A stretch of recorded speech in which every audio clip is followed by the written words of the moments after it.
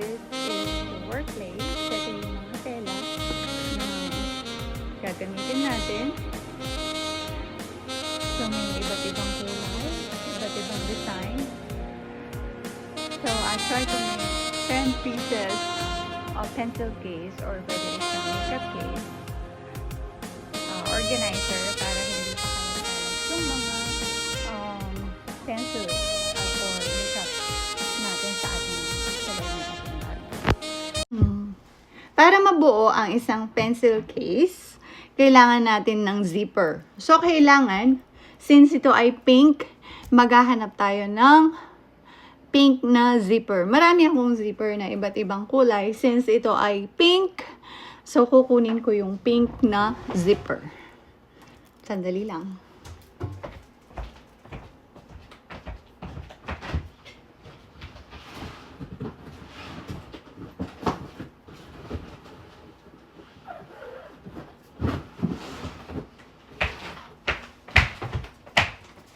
Tada! So, ito yung pink. So, the same sukat, pero ito yung zipper. Kailangan magkaroon siya ng konting allowance para pagpasok ng zipper, yung i-zip natin siya, mas madali. So, konting allowance lang na mas malaki doon kumpara doon sa tela na so, konting allowance lang. Palampas lang ng konti. So, ito siya. O, yan. See? So, ito na yung zipper na sobra. Ito yung zipper na kailanganin natin para mabuo ang isang pencil case. So, ayan na.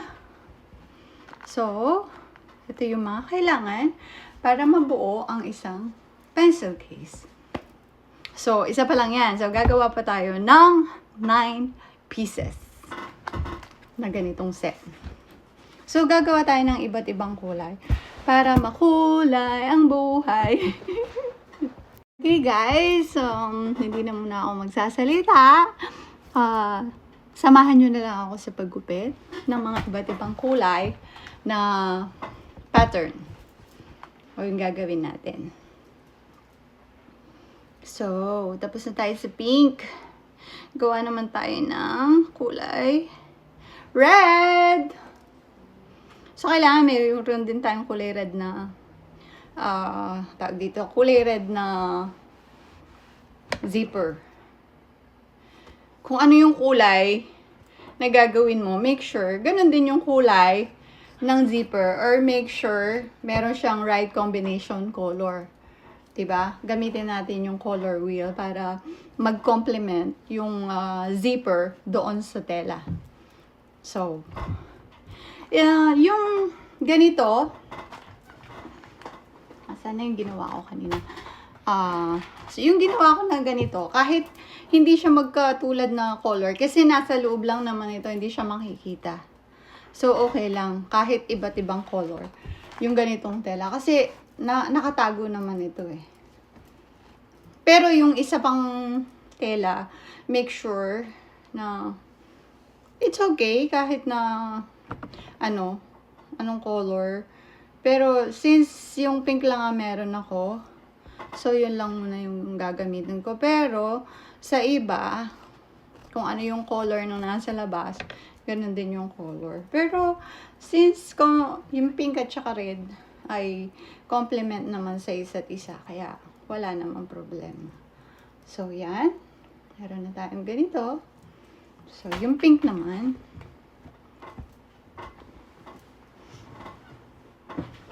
So, ito yun. Kukunin lang natin yung kailangan lang may pattern. Hindi pwede yung paiba-iba ng size kasi hindi maganda yung kalalabasan.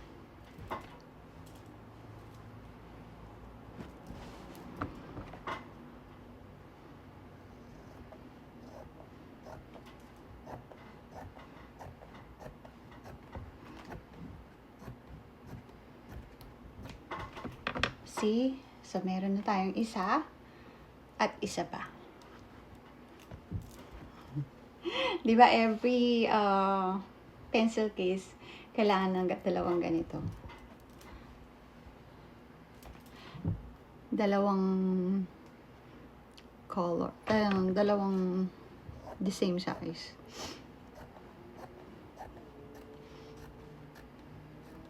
Alam niyo ba, yung mga ganito, maaari natin siyang ibenta ng $12 to $15. So, pag minsan ginagawa ko siyang freebies kapag medyo may halaga yung nabili nila sa akin, like jacket. Kapag medyo malaki yung price ng jacket, binibigyan ko sila ng mga freebies na ganito. So, yan. Dalawang ganito, dalawang ganyan. Dalawang ganito. So, isi-set na natin para hindi siya matrabaho. Alam niyo ba, kaya siniset na natin siya. Halimbawa, gusto mong gawin 10. Make sure na naset mo na yung 10. Hindi yung pabalik-balik ka na naggugupit. Kasi matrabaho pag ganun. Oh, kailangan natin ngayon ng red na zipper. Wait, hintayin niyo ako. Kukunin ko yung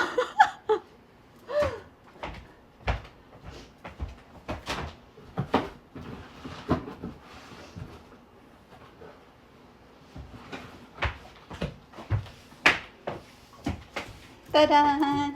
So, marami tayong zipper. So, kung ano lang muna yung kailangan, siya muna yung kukunin ko. Like what I've said kanina, magkakaroon lang ng konting allowance para pag nilagay mo na yung zipper, yung mga pinakasaraduhan niya, hindi siya mahirap. Okay. So, yan guys! So, meron na tayong ilang pencil case. So, meron na tayong two sets. So, meron tayong red. So, red ang next. So, iba naman. Oh, meron tayong purple. So, purple muna tayo. So, ang gagawin natin ganito na isang print lang ay 5. So, yung other 5 sets, gagawin natin, mga patches yun. So, ipapatch muna o tatayin ko muna para makabuo ng isang ganito. Para another design naman. Okay. Nakakasunod ba kayo guys? So ito, tulad na sinabi ko kanina, yung sukat, meron siyang centimeter na, para alam nyo lang, yung centimeter, from 1 to 25 centimeter. So, ganun din siya. Length, width, 25 centimeter. So, perfect square. Para pag hinati natin siya, perfect yung sukat. So, yan. So, ganito, diba? Nakakasunod ba, guys? So, yan. This is the third set. 5 lang ang gagawin ko na set na mga ganitong print. So, eto. Since kanina nahati ko na yan, madali na. Gagawin na lang siyang 2.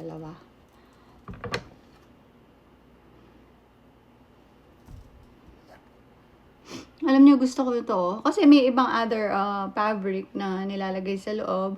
Maganda rin yon, pero gusto ko to kasi malambot. Para siyang teddy bear, yung hinahawakan, yung pencil case.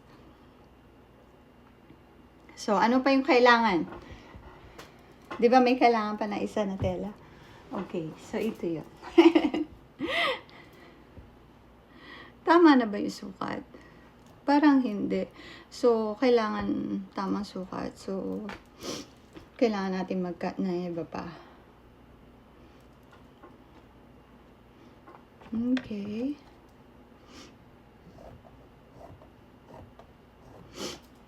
Guys, disclaimer lang, hindi po ako professional. So, nanood lang din ako. Kaya, huwag niyo akong i-bash. Ayan. So, kailangan pa natin ng isa. But before that, kailangan makuha natin yung tamang sukat. So, diretsuhin na natin siya. So, ito yung kukunin natin yung sukat nito. Diba? Para eksakto. Hindi pwedeng manghula. Kailangan natin ng 25 centimeter. So, kailangan nyo ng 25 centimeter, guys. Don't forget.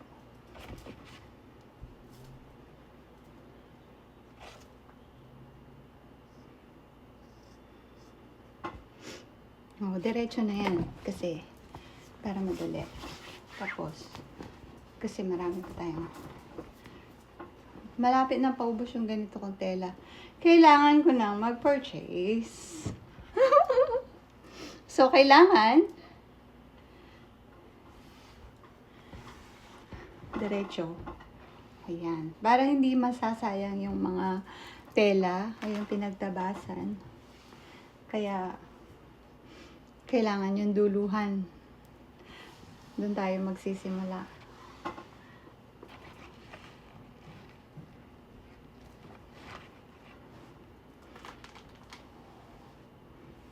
Guys, sasarap kayo manahe. Since this is my frustrations na talaga, na hindi talaga ako marunong manahe before. So, sinusulit ko siya. In the near future, baka gumawa ako ng pajama, t-shirt at kung ano pa na maisip kong gawin since hobby naman siya. Okay. And you know guys, run in the blood yung pagiging mananahe. Yung lola ko, when I was young, ginagawa niya ako ng mga dresses. Mananahe siya. So, hindi ko akalain na susunod pala ako sa yapak niya.